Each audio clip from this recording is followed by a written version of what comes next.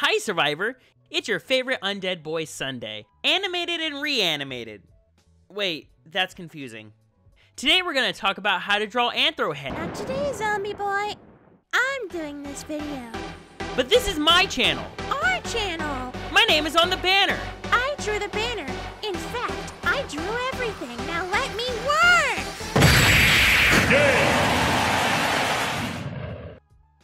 Hi Survivors, it's your favorite Archmage artist, Neo. This will be episode 1 of my art tutorials. Since this channel is furry based, I'll mostly be giving lessons on anthro art, but if you survivors would like me to cover humans or more advanced techniques, leave a comment down below. For this lesson, we'll be drawing the focus of most pieces, the head. Ow, Neo, that hurts! Shut up. Now let's start with the circle. This will be the foundation we build most of our features on. Then let's add guidelines onto the circle. These guidelines act like a map showing us where features on the face lie. They tell us not only where to put the eyes and nose, but also how the face is angled. Let's add some eyes. The horizontal line will tell us where the eyes go.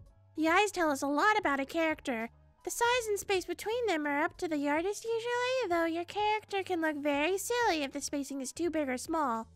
The eye can have a large variety of shapes, but regardless of shape, there are 2 points that the line should always intersect, like so. Another rule is that the top line of the eye should be thicker than the bottom. Even if you don't draw a character with eyelashes, it is usually always implied that the character does have eyelashes.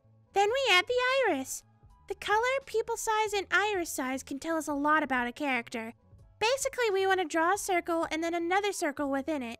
And there we go, the character can see now. Now for the snoozle. Every animal has a different kind of nose, and muzzle sizes can vary between different species. This is one of the harder parts of drawing anthros, so please don't get discouraged. Once again, our guideline is the key. The intersection shows us direction.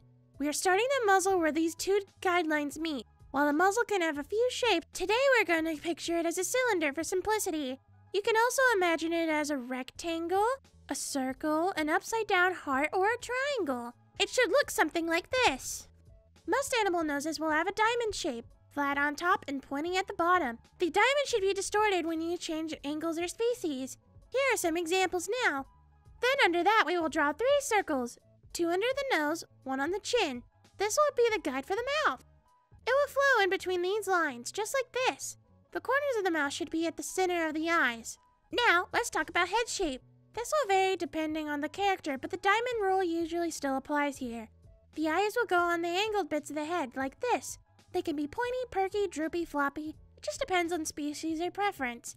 They usually involve some sort of triangle or a combination of triangles. In between these ears, we're going to put some fluff. Long, short, clumping, or flowy, fluff should be teardrop shaped.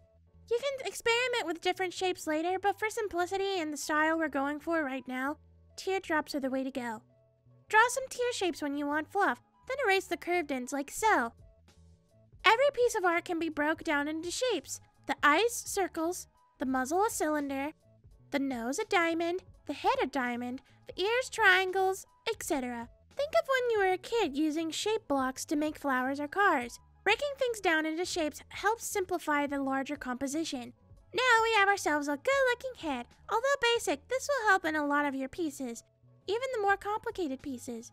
If you want me to cover something specific, leave it in the comments, and maybe you'll see it become its own dedicated video. Remember, stay curious because the world is full of mysteries.